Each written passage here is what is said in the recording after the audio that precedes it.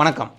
இந்த வீடியோவில் capitalist party versus social party, அதாவது முதலாளித்துவ கட்சிகளுக்கும் சமூக சிந்தனை போக்கு கட்சிகளுக்கும் உள்ள வித்தியாசத்தை பார்க்க போகிறோம். முதலாளித்துவ கட்சிகள் பொருளாதார முன்னேற்றத்தையும் தனிநபர் லாபத்தையும் தான் ரொம்ப பெருசாக பார்ப்பாங்க. அதாவது எடுத்துக்காட்டுக்கு சொல்லணும்னு சொன்னால், ஒரு கிராமத்துக்கு ஒரு சமூகத்துக்கு ஒருத்தன் 2 பேரும் பணக்காரனாக இருந்தால் போதும், மற்றவங்க அவங்கள அண்டி பொழைச்சிக்குவாங்க அப்படிங்கிறது தான் முதலாளித்துவ கட்சி. ஆனால் இந்த சோசியலிஸ்ட் பார்ட்டிகளோட நோக்கம் வேற மாதிரி இருக்கும். அதாவது சமூகத்தில் இருக்க அனைவருமே ஒன்றாக வளரணும், அதாவது எல்லாமே எல்லாருக்கும் கிடைக்கணும், அனைவரோட வளர்ச்சியும் ஒரே சீராக இருக்கணும் அப்படிங்கிறது தான் சோசியலிஸ்ட் பார்ட்டிகளோட நோக்கம். முதலாளித்துவ கட்சிகளுக்கு சமூக நீதி நிலவ வேண்டும், மக்களிடையே சமத்துவம் நிலவ வேண்டும், மூட நம்பிக்கைகள் இல்லாத நல்ல சமூகம் உருவாக வேண்டும் அப்படிங்கிற நோக்கம்லாம் இருக்காது. அவங்க என்னமெல்லாம் இருக்கிறது அப்படியே இருக்கட்டும், அதில் நம்ம எவ்வளோ பெனிஃபிட் அடைவோமோ அடைஞ்சிக்குவோம் அப்படிங்கிறதெல்லாம் இருக்கும். ஆனால் சோசியலிஸ்ட் கட்சிங்க சமூகத்தில் ஒரு சமத்துவம் இருக்கணும், மக்கள் அனைவரும் சமமாக இருக்கணும், மதம், நிறம், குணம், பணத்தை வச்சு இந்த வேறுபாடெல்லாம் இருக்கக்கூடாது, வளர்ச்சிங்கிறது அனைவருக்கும் சமமாக இருக்கணும் அப்படின்னு நினைப்பாங்க. முதலாளித்துவ கட்சிகள் வெல்த் ஒரே ஆளுகள்கிட்ட, ஒரு குறிப்பிட்ட அளவு மக்கள்கிட்ட குவியறதை கண்டுக்க மாட்டாங்க. எடுத்துக்காட்டுக்கு சொல்லணும்னு சொன்னால், ஒரு நாட்டோட மொத்த சொத்து பார்த்தீங்கன்னா 70% வெறும் ஒரு 3% மக்கள்கிட்ட இருக்கும். ஆனால் முதலாளித்துவ கட்சிகள் இதை பற்றி கவலைப்பட மாட்டாங்க. சோசியலிஸ்ட் கட்சிகளுக்கு இது பெரிய கவலையாக இருக்கும். ஏன்னு சொன்னால், சொத்து பூரா 100% இருக்க மக்கள்கிட்ட இருந்து வெறும் 3% மக்கள் கையிலேயே அப்படி 70% சொத்து இருந்தாக்க மீதி எல்லாம் உங்களுக்கு அடிமை வேலையை தான் பார்க்கணும். இதெல்லாம் சுரண்டலுக்கு வழிவகுக்கும். அந்த 3% பேரும் மற்றவங்களை சுரண்டுவாங்க.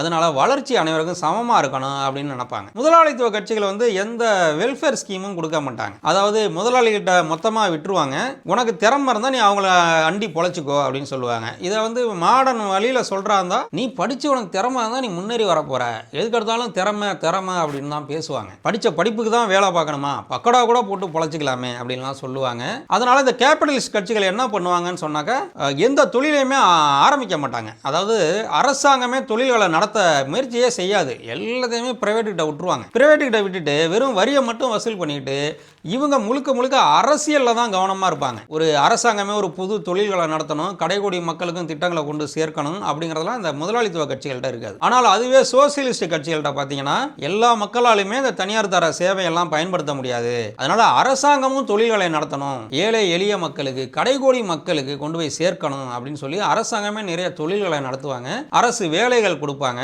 கடைகோடி மக்களுக்கும் கொண்டு போய் அந்த திட்டங்களை சேர்ப்பாங்க. எடுத்துக்காட்டுக்கு சொல்லணும்னா, இப்போ தமிழ்நாடு அரசு பேருந்தை சொல்லலாம். இந்தியாவிலேயே முதலாக தனியார் பேருந்துகளை எல்லாம் அரசுடைமையாக்கி அதை அனைத்து மக்களுக்கும் சேவை வழங்கும் துறையாக மாற்றி இன்று வரைக்கும் வெற்றி நடை போடுகிறது. இந்த மாதிரி சோசியலிஸ்ட் கட்சிகள் சமூக நீதிக்காகவும் சமூக ஒற்றுமைக்காகவும் பொருளாதார வளர்ச்சி அனைவருக்கும் சமமாக கிடைக்கவும் வேலை பார்ப்பாங்க. பெரிய அறிஞர்கள்லாம் அதை ரொம்ப ஜோக்கா ஒரு விளையாட்டுக்கு ஒரு செய்தியை சொல்லுவாங்க. அதாவது எப்படி சொல்லுவாங்கன்னா, socialist leaders can win debate, அதாவது விவாதங்களை சோசியலிஸ்ட் லீடருங்க ஜெயிப்பாங்க, but capitalist leaders win votes அப்படிம்பாங்க. அதாவது முதலாளித்துவ கட்சி தலைவர்கள் ஓட்டுகளை ஜெயிப்பாங்க அப்படின்னு சொல்லுவாங்க. ஏன் அப்படின்னு சொன்னா, இயற்கையாகவே மனிதன் ஒரு பிரிடேட்டர், ஒரு வேட்டையாடி. அடுத்தவனை பற்றி ஒரு குறை சொன்னா போதும், உசுப்பி விட்டா போதும், அவன் அப்படியே நம்பிடுவான். அடுத்தவனை அடிக்கணும் உதைக்கணும் அப்படின்னா முதலா கிளம்பி வந்துடுவான். என்ன காரணம் ஏதுன்னே கேட்க மாட்டான். அந்த காலத்துலேருந்து அந்த வேட்டையாடி குணம் இன்னும் அவனுக்கு இருக்கு. அதனால அவனுக்கு இடையில ஏதாச்சும் ஒரு டிஃப்ரென்ஸை உண்டாக்கிட்டு, நீ இப்படி, அவன் இப்படி, உனக்கு அவன் எதிரி இப்படிலாம் சொல்லிட்டா இவன் ஈஸியாக தூண்டப்பட்டவன் ஆயிடுவான். அதனால அவங்களுக்கு ஈஸியாக ஓட்டு போட்டுருவான். இதை நம்ம தமிழக அளவில் எடுத்துக்காட்டில் சொல்லணும் அப்படின்னு சொன்னால், டிஎம்கே அப்படிங்கிறது ஒரு சோசியலிஸ்ட் பார்ட்டி. அவங்க எவ்வளவோ செய்கிறாங்க, நமக்கே தெரியும். இந்த ஆட்சியில் பார்த்தீங்கன்னா பெண்களுக்கு இலவச பயணம், அந்த காலத்திலிருந்தே பார்த்தாக்க மாணவிகளுக்கு இலவச பாஸ், அவர்களை தொடர்ந்து வந்த கட்சியினரும் அதை அப்படியே தொடர்ந்து செயல்படுத்திட்டு வர்றாங்க. இலவச பாட நூல்களை வழங்குறாங்க, இலவச சீருடைகளை வழங்குறாங்க, விவசாயிகளின் கடன்களை தள்ளுபடி செய்கிறாங்க. இப்படி சமூக நீதிக்கான எல்லாத்தையும் செய்வாங்க.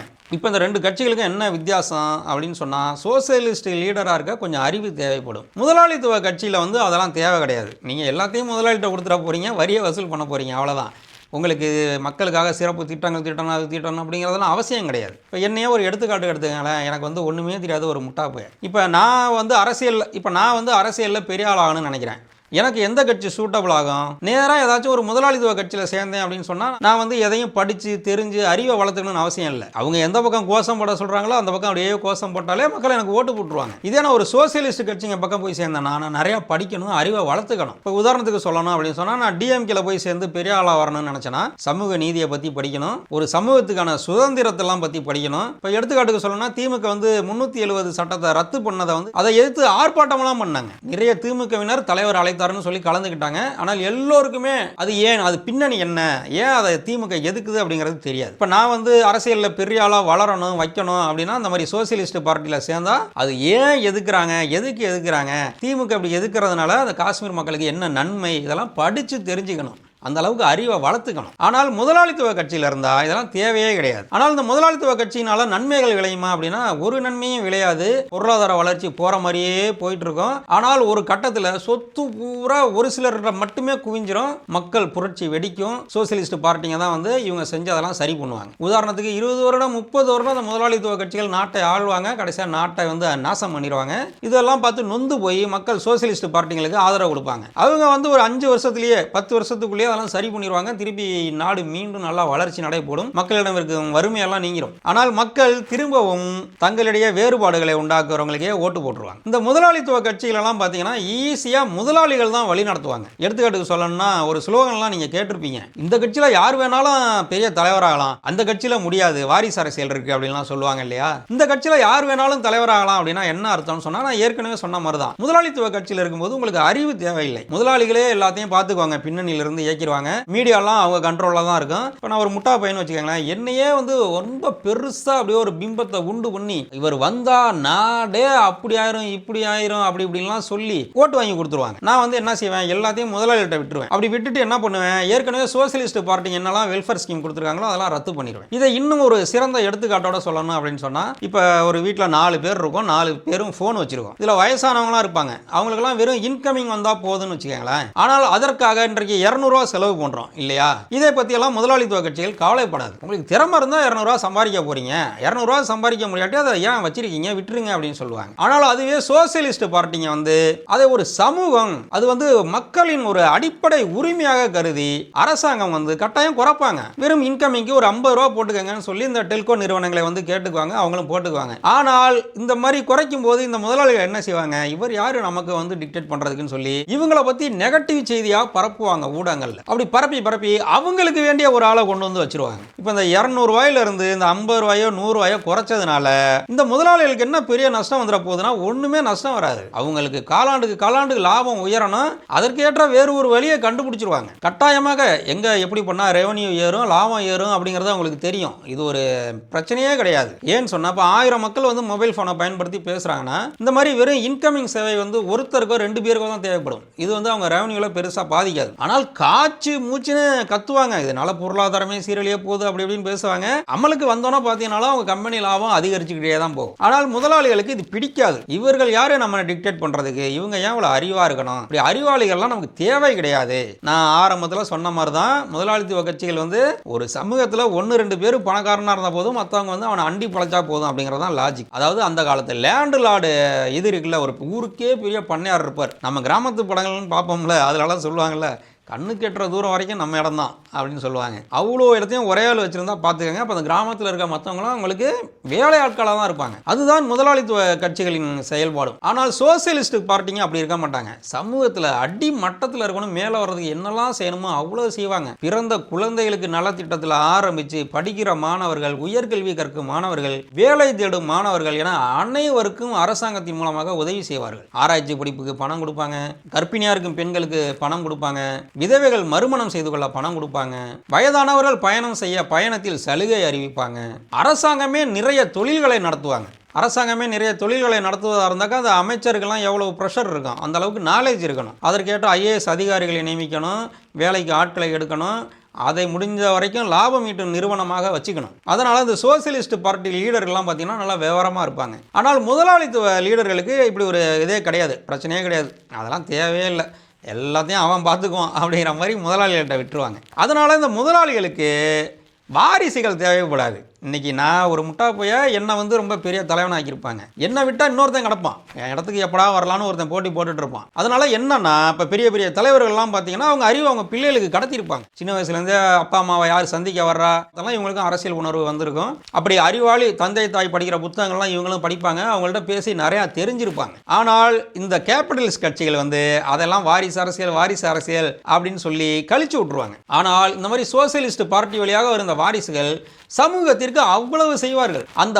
பயனை அறுவடை செய்யும் மக்கள் கூட இந்த முதலாளித்துவ கட்சிகள் ஊடகங்கள் வாயிலாக ஒரு போர் நிகழ்த்துவாங்க. நீங்களாம் யாரு, உங்களுக்கு இலவசம் கொடுக்குறாங்க, நீங்களும் வாங்கிட்டு இது பண்ணிட்டு இருக்கீங்க, அப்படி இப்படின்லாம் சொல்லுவாங்க. அதை இலவசம் அப்படின்னு சொல்லுவாங்க. அதனால தான் தலைவர் மு க ஸ்டாலின் அவர்கள் இந்த முறை அதையெல்லாம் உரிமை தொகை அப்படின்னு அறிவிச்சார். இலவச பயணம் அப்படிங்கிறத விட விடியல் பயணம் அப்படின்னு அறிவிச்சார். அதாவது அரசாங்கத்தின் கடமை அது. ஒரு சமூகம் நல்லா இருக்கணும், மேல வரணும், அப்படி ஒவ்வொருவருக்காகவும் உழைக்க வேண்டியது அரசாங்கத்தின் கடமை. அதனால தான் சோசியல் வெல்ஃபேர் ஸ்கீம் கொண்டு வர்றாங்க. மக்கள் மத்தியில் பொருளாதார ரீதியாகவும் பணம் புழங்கணும் அப்படிங்கிறதுக்காக தான் இதெல்லாம் கொண்டு வர்றாங்க. இந்த பண புழக்கத்தை நீங்க புரிஞ்சுக்கிட்டாலே இந்த வாரிசு அரசியல், இந்த இலவசம் அப்படிங்கிறதெல்லாம் நீங்க விட்டுருவீங்க, நம்புறதை விட்டுருவீங்க. இப்போ எடுத்துக்காட்டுக்கு உங்களுக்கு ஒரு 500 ரூபா வருதுன்னு வச்சுங்களேன்.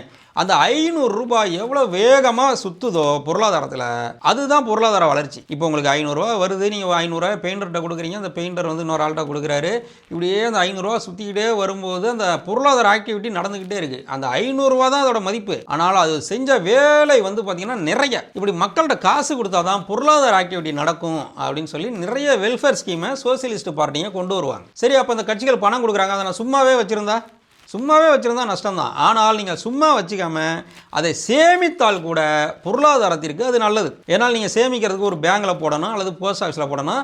அவங்க அதை வட்டிக்கு கொடுப்பாங்க, அதை வளர்ப்பாங்க. ஆனால் நீங்கள் வீம்புக்குனே சும்மா வச்சுருப்பேன், அரசாங்கம் கொடுக்குற லேப்டாப்பை உடைப்பேன் அப்படின்னு சொன்னால் அது வெட்டியாக தான் போகும். ஆனால் அதனுள் இருக்கும் பொருளாதார பயன்களை உணர்ந்துக்கிட்டீங்க அப்படின்னா சோசியலிஸ்ட் பார்ட்டிகளோட இந்த வெல்ஃபேர் ஸ்கீம் உங்களுக்கு நல்லா புரியும். முதலாளித்துவ கட்சிகளை பற்றி ஒரு சிறந்த எடுத்துக்காட்டுக்கு சொல்லணும் அப்படின்னு சொன்னாக்க ஹிட்லரோட வாழ்க்கையை சொல்லலாம். ஹிட்லரை உருவாக்குனது அப்போதைய ஜெர்மனியின் மிகப்பெரிய முதலாளிகள். ஹிட்லர் எப்படி பேசுவார் நமக்கே தெரியும். கத்தி பேசுவார், நான் ஆட்சிக்கு வந்தால் அப்படிங்கிற மாதிரி பேசி மக்களோட உணர்ச்சியை தூண்டி, அவர் பேசும்போதெல்லாம் அவர் மூஞ்சியில் ரெட் லைட் அடிக்கிற மாதிரிலாம் பண்ணி உணர்ச்சியை தூண்டி பேசுவார். அவர் சாதாரணமாக தான் அப்படி பேசிகிட்டு இருந்தார். அவருக்கு பின்னாடி ஜெர்மனியின் மிகப்பெரிய முதலாளிகளோட ஆதரவு இருந்தது. எப்படின்னு பார்த்தீங்கன்னா அந்த காலத்திலே பிரச்சாரத்துக்கு விமானங்களில் தான் போவார். முதலாளிகளுக்கு சொந்தமான விமானங்களில் ஒரே நாளில் ஜெர்மனியில் 6 மிகப்பெரிய நகரங்களில் மிகப்பெரிய ரேலி நடத்தியிருக்காரு. ஒரே நாளில் இந்த 6 இடத்துக்கும் முதலாளிகளுக்கு சொந்தமான விமானங்கள், ஹெலிகாப்டரில் தான் அவர் பயணம் செஞ்சார். முதலாளிகளுக்கு சொந்தமான மீடியாவில் அவர் மிகப்பெரிய தலைவராக காட்டப்பட்டார். இவர் பின்னாடி முதலாளிகளுக்கெல்லாம் என்ன நன்மை செய்கிறார் அப்படின்னு சொன்னால், யூதர்களெல்லாம் பிடிச்சிட்டு வர்றாங்களே, பிடிச்சிட்டு வந்த யூதர்களெல்லாம் முதலாளிகளோட தொழிற்சாலைகளில் சம்பளம் இல்லாமல் அடிமைகள் போல் வேலை பார்க்குறாங்க. நீங்கள் ஸ்பீல்பர்க் இயக்குன சின்லஸ் லிஸ்ட் படம் பார்த்துருப்பீங்க. அதிலலாம் அழகாக காமிச்சிருப்பாங்க. ரொம்ப வருத்தமாக இருக்கும், பார்க்கும்போது நமக்கே அழுக வந்துடும். யூதர்களை அங்கே எப்படி கொடுமைப்படுத்தினாங்க அப்படின்ட்டு. அதனால தான் அந்த மிகப்பெரிய முதலாளி சின்லரே மனம் மாறி நிறைய யூதர்களை காப்பாற்றிருப்பார். அந்த முதலாளிகள்லாம் யாருன்னு பார்த்தீங்கன்னா இன்றைக்கும் உலக அளவில் மிகப்பெரிய பிராண்டுகளாக இருக்கும் ஜெர்மன் நிறுவனங்கள்லாம் அந்த தவறுகளை செஞ்சுருக்காங்க. பின்னாடி அவங்க அதுக்கெல்லாம் மன்னிப்பு கேட்டாங்க. சரி, முதலாளிகள் ஆதரவோட ஹிட்லர் ஆட்சிக்கு வந்தார். என்ன செஞ்சார் அப்படின்னு பார்த்தோம்னா எல்லோருக்குமே தெரியும். ஒரு புதிய உலகப்பொறையை உருவாக்குனார். ஜெர்மனி ஆரம்பத்தில் ஜெயிச்சுக்கிட்டே வந்தாங்க, பின்னாடி தோத்து போயிட்டாங்க. அவர் தற்கொலை பண்ணிட்டு இறந்து போயிட்டார். ஆனால் அவர் ஆட்சி எப்படி நடத்தினார் தெரியுமா? ஒன்றுமே செய்ய மாட்டார். அவர் மட்டும்தான் நியூஸ் பேப்பர் ஃபுல்லாக இருப்பார். அவருக்கு கீழே அமைச்சர்கள்லாம் இருப்பாங்க. அவங்க ஹிட்லரோட புகழை பாடிக்கிட்டே இருப்பாங்க. ஹிட்லர் தூங்குறதே இல்லை, ஜெர்மன் நாட்டுக்காக அப்படி உழைக்கிறாரு, இப்படி உழைக்கிறாரு, திருமணமே செஞ்சுக்காம உழைக்கிறாரு, ஊழலே செய்யல, ஹிட்லர் மாதிரி உத்தமர் உண்டா அப்படின்லாம் சொல்லுவாங்க. ஆனால் நடந்தது என்னன்னு சொன்னால், ஹிட்லரை பற்றி இப்படி சொல்லிக்கிட்டு இவங்கெல்லாம் ஊழலில் திளைச்சாங்க. ஹிட்லர் முதற்கொண்டு என்ன செய்வாங்க அப்படின்னு சொன்னால், ஜெர்மனியில் இருக்க நடிகைகள் பூரா இவங்களுக்கு அடிமை. எந்த நடிகைகள் வேணுமோ அவங்க கூட உல்லாசம். அவங்க புருஷனெல்லாம் விரட்டி விட்டுட்டு அந்த நடிகைகளை கல்யாணம் பண்ணிக்குவாங்க. நிறைய அமைச்சர்கள் பார்த்தீங்கன்னா பொண்டாட்டியை டைவர்ஸ் பண்ணிட்டு மிக அழகான நடிகைகளை கல்யாணம் பண்ணிக்கிட்டாங்க. அது மட்டுமல்ல, கீழே இருக்க அமைச்சர்கள்லாம் ஊழல் ஊழல் ஊழல் அவ்வளோ ஊழல் செய்வாங்க. ஆனால் ஹிட்லரை கை காமிச்சிருவாங்க. ஹிட்லர் பாருங்க, ஜெர்மனிக்காக கல்யாணமே பண்ணிக்கல, ஒரு ஊழல் செய்கிறாரா அப்படின்னு சொல்லுவாங்க. ஏன்னா மீடியா பூரா அவங்க கண்ட்ரோல். இவங்க செய்கிற ஊழல்லாம் வெளியில் வராது. அதில் கோயபெல்ஸ்னு ஒருத்தர் இருந்தார், உங்களுக்கே தெரியும். பொய்யை திரும்ப திரும்ப பல முறை சொன்னால் மக்கள் அதை உண்மை நம்பிடுவாங்க அப்படின்னு ஒரு உலக தத்துவம் சொன்னார். இன்றைய வரைக்கும் உலக அரசியலில் முதலாளித்துவ கட்சிகள் இதை ஃபாலோ பண்ணிட்டு இருக்காங்க. அடுத்து ஹெர்மன் கோரிங் அப்படிங்கிறவர் விமானத்துறைக்கு அமைச்சராக இருந்தார். அவரெல்லாம் பார்த்தீங்கன்னாக்க ஊழல் ஊழல் அவ்வளவு ஊழல். ஜெர்மனி எங்கெல்லாம் ஜெயிக்குதோ அங்கெல்லாம் இருக்கிறத எல்லாத்தையும் கொள்ளையடிச்சிட்டு வந்துடுவார். பிரான்ஸுக்கு போனால் பிரான்ஸில் இருக்க கலை பொக்கிஷங்கள், மிக மிக முக்கியமான டிராயிங், இதெல்லாம் கொள்ளையடிச்சிட்டு வந்துடுவார். ஜெர்மனியில் இருக்க காடுகளை எல்லாம் வாங்கி அவர் அங்கே சொந்தமாக ஒரு ஜூ நடத்திட்டு இருந்தார். இதெல்லாம் ஹிட்லருக்கு தெரியாமையா இருக்கும்? ஹிட்லருக்கு எல்லாம் தெரியும், ஒன்றும் செய்ய முடியாது. ஏன்னா அவரை இவங்களை நம்பி இருக்கிறாரு, பின்னாடி இருக்க முதலாளிகளை நம்பி இருக்கிறார். ஹெர்மன் கோரிங் செஞ்ச ஒரு ஊழல் பற்றி சொன்னால் உங்களுக்கு புரியும். டன்கிரிக் படம் பார்த்துருப்பீங்க. கிட்டத்தட்ட அந்த டன்கிரிக் பகுதியில் வந்து ஜெர்மனிய வீரர்களை எதிர்த்து போர் செய்ய இங்கிலாந்து வீரர்கள் வந்திருந்தாங்க. கிட்டத்தட்ட 5 லட்சம் வீரர்களுக்கு மேல அந்த பகுதியில் மாட்டிட்டாங்க. ஜெர்மனி நினைச்சிருந்தா அந்த 5 லட்சம் பேரையும் கைது பண்ணியிருக்கலாம். ஆனா முடியல. ஏன்னு கேட்டா இந்த விமானத்துறை அமைச்சர் ஹெர்மன் கோரிங் இருக்காருல்ல, அவர் அவ்வளவு ஊழல் பண்ணியிருந்தாரு. அவருக்கு வந்து விமானங்களை அனுப்ப பயம். ஏன்னு சொன்னா இப்ப இந்த 5 லட்சம் வீரர்களை அரெஸ்ட் பண்ணணும் அப்படின்னு சொன்னா ராணுவ படை போகணும், பீரங்கி படை, துப்பாக்கி படை, அதாவது தரைப்படை போகணும். அவங்களுக்கு கவர் வந்து விமானப்படை கொடுக்கணும். இந்த ஜெர்மன் விமானப்படைக்கு பேரு லுட்வாஃபே அப்படின்னு பேரு. இங்கிலாந்தோட விமானப்படை பேரு உங்களுக்கே தெரியும், ராயல் ஏர்ஃபோர்ஸ். இப்ப ஹெர்மன் கோரிங்க்கு வந்து டவுட் வந்துருது, நம்ம விமானத்தை அனுப்புனா ராயல் ஏர்ஃபோர்ஸ் கிட்ட அடி வாங்கிடுவோம். ஏன்னா ஏற்கனவே 2-3 விமானங்களை ராயல் ஏர்ஃபோர்ஸ் சுட்டு வீழ்த்திருக்காங்க. அதனால டன்கிரிக் பகுதிக்கு விமானங்களை அனுப்புனா நம்மளோட வண்டவாளம் வெளிச்சத்துக்கு வந்துடும் சொல்லி அப்படி இப்படியும் ஏதோ ஒரு சாக்கு போக்க சொல்லி விமானங்களை அனுப்பல. இப்ப ஜெர்மனி தரைப்படை மட்டும்தான் போய் அவங்களை கைது பண்ணணும். அவங்க போற அந்த 2-3 நாள் கேப்புக்குள்ள 5 லட்சம் வீரர்களும் கடல்ல நீந்தி போயும் இங்கிலாந்து மீனவர்கள் போட்டை எடுத்துட்டு வந்து இவங்களை கூட்டிட்டு போயுமே காப்பாத்திட்டாங்க. இது எதுக்கு சொல்றேன்னு சொன்னா முதலாளித்துவ கட்சிகள்ல வந்து இப்படிதான் நடக்கும். ஒரு விளம்பரம் இருக்கும், இவர் பாருங்க இவர் போல உத்தமர் உண்டா, அவர் போல உத்தமர் உண்டா, எங்க கட்சியில வாரிசு அரசியலே கிடையாது தெரியுமா அப்படின்லாம் சொல்லுவாங்க. ஆனால் இந்த மாதிரி ஒன் டைம் அரசியல்வாதிகளால, அதாவது வாரிசு அரசியல் இல்லாம இப்படி முதலாளிகள் வளர்த்து விடும், மீடியாக்கள் வளர்த்து விடும் ஆட்கள் வர்றாங்கல்ல, அவங்களால மக்கள் அடைந்த நன்மை தான் என்ன அப்படின்னு நீங்களும் நானும் கேள்வி கேட்டாலே ஒன்றும் மிஞ்சாது, ஒன்றும் பெருசா இருக்காது. என்ன சொல்லுவாங்க அப்படின்னு சொன்னா, நம்ம எல்லாத்தையும் அனுசரிச்சு போனாதானே நம்ம வளர முடியும் அப்படிம்பாங்க. நமக்கு மேல இருக்கவங்கள நம்ம ஏன் எதுக்கணும், அவங்க சொல்றதை கேட்டு நடப்போம். பணக்கார முதலீடு செஞ்சா நல்லது தானே, 10,000 கோடி முதலீடு வந்தா அங்க வேலை வாய்ப்பு உருவாகுது இல்ல, இப்படின்லாம் நம்ம தேன் ஒழுக பேசுவாங்க. ஆனால் பணக்காரங்கள்டே காசு குவிக்கிறத வச்சு இவங்க கவலைப்பட மாட்டாங்க. யாராச்சும் ஒரு ஆளு 2 பேரை நல்ல ஆளா பிடிச்சிக்குவாங்க, அவங்கள போல உத்தமர் உண்டான்னு சொல்லுவாங்க. கீழே பூரா ஊழல் ஊழல் ஊழல் தான் பண்ணுவாங்க. மக்கள் வந்து இந்த காலத்திலயும் பாத்தீங்கன்னா மீடியா சொல்றதை நம்பிட்டு இருப்பாங்க. அதாவது உண்மையான செய்தி நமக்கு எது தேவை அப்படின்னு சொன்னா பொருளாதாரம் சார்ந்த செய்தி தான் நமக்கு தேவை. ஆனால் நம்ம அன்றாடம் படிக்கும் செய்திகள், அங்க கள்ளக்காதல் இங்க ஓடுனுச்சு, இவங்க அதை திறந்தாங்க, இவங்க அதை திட்டினாங்க அப்படின்னு சொல்றதெல்லாம் என்டர்டெயின்மெண்ட். அதுவும் இன்றைய காலகட்டங்களில் முதல் பக்கத்தில் உங்க செய்தியை போடணுமா இவ்வளவு காசு கொடுங்க, 3வது பக்கத்தில் போடணுமா இவ்வளோ காசு கொடுங்க அப்படின்னு சொல்லி தலைப்பு செய்திகள் எல்லாமே வந்து இப்போ விளம்பரம் ஆயிடுச்சு. எல்லாமே விளம்பரம் தான், எல்லாம் காசு தான், அந்த மாதிரி ஆயிடுச்சு. இது நான் வந்து எல்லா பத்திரிகையும் சொல்லலை, ஒரு சில நியூஸை பார்க்கும்போது நமக்கே தெரியும். ஊடகங்கள் வந்து முதலாளிகளால் அந்த அளவுக்கு கட்டுப்படுத்தப்படுகிறது. முதலாளிகள் அரசியலை கட்டுப்படுத்துகிறார்கள், முதலாளித்துவ கட்சிகளை கட்டுப்படுத்துகிறார்கள். ஆனால் இந்த ஹிட்லர் செஞ்சதெல்லாம் யார் வந்து சரி பண்ணா? அப்படி ஹிட்லரால் பாழா போன ஜெர்மனியை மீட்டது யாரு? அடுத்தடுத்து வந்த சோசியல் பார்ட்டியை சேர்ந்தவங்க தான் ஜெர்மனியை மீட்டாங்க. அமெரிக்கா கடன் உதவி அளித்தது, அதை பயன்படுத்தி மக்களுக்கு வெல்ஃபேர் ஸ்கீம் எல்லாம் கொண்டு வந்து ஜெர்மனியை வந்து மீட்டாங்க. வரலாற்றில் இதுதான் நடக்கிறது. மக்கள் வந்து முதலாளித்துவ கட்சிகளுக்கு பயங்கரமான ஆதரவு கொடுப்பாங்க. ஏன்னா அவங்க வந்து மக்களிடையே இருக்கும் வேறுபாடுகளை பயன்படுத்தி ஓட்டுகளை அள்ளுவாங்க, மக்களும் ஓட்டுகளை போட்டு குவிப்பாங்க. மீடியா என்ன சொல்லுதோ அதை அப்படியே நம்புவாங்க. ஆனால் அவர்கள் செய்யும் நாசங்களை எல்லாம் சோசியலிஸ்ட் பார்ட்டிங்க தான் வந்து சரி பண்ணுவாங்க. பேசிக் வித்தியாசம் இதான். முதலாளித்துவ கட்சிகள் வந்து பொருளாதார வளர்ச்சியும் தனிநபர் பணம் குவிப்பதையும் தான் விரும்புவாங்க. தனிநபரோட லாபம் தான் முக்கியம் அப்படின்னு நம்புவாங்க. அதற்கு வந்து அவங்க வேற ஒரு ஸ்லோகன்லாம் வச்சுக்குவாங்க. தனிநபர் உரிமை முக்கியம், தனிநபர் பேச்சுரிமை முக்கியம் அப்படின்லாம் சொல்லுவாங்க. ஆனால் அடிப்படையிலேயே வந்து அவங்களுக்கு வந்து பொருளாதார வளர்ச்சி, தனிநபர் பணம் குவிப்பு இதில் தான் இருக்கும். ஆனால் சோசியலிஸ்ட் பார்ட்டிகளோட நோக்கம் வந்து சமூகம் வந்து ஒற்றுமையாக இருக்கணும், அனைவரும் ஒன்றாக முன்னேறணும், சமூகத்தில் மக்கள் அனைவரும் சமம், உயர்வு தாழ்வு கிடையாது, நிற வேற்றுமை, மொழி வேற்றுமை இதெல்லாம் கூடாது, அனைவரும் ஒற்றுமையாக முன்னேற முடியும் அப்படின்னு நம்புறது தான் சோசியலிசம், சோசியல் பார்ட்டி கட்சிகளோட வேலை. அதற்காக அவங்க வந்து அடிமட்ட மக்களுக்கு சென்று சேர மாதிரி திட்டங்களை வகுப்பாங்க. அடிமட்ட மக்களுக்கும் பணம் கைகளில் கிடைக்கும் மாதிரி நிறைய திட்டங்களை கொண்டு வந்து செயல்படுத்துவாங்க. அதனால மக்கள் வாழ்வு வந்து மேம்படும். இப்போ ஒரு கிராமத்தில் 1-2 பண்ணையார் இருந்துகிட்டு ஊரையே கூலியாக வச்சிருக்கிறது எப்படி? அந்த ஊர் முழுவதும் நிலங்கள் பகிர்ந்தளிக்கப்பட்டு அனைவரும் ஒரு ஆவரேஜாக முன்னேற்றம் நோக்கி செல்வது எப்படி? இந்த பேசிக் வித்தியாசம் தான் கேபிட்டலிஸ்ட் பார்ட்டிகளுக்கும் சோசியலிஸ்ட் பார்ட்டிகளுக்கும் இடையே உள்ளது. நன்றி, வணக்கம்.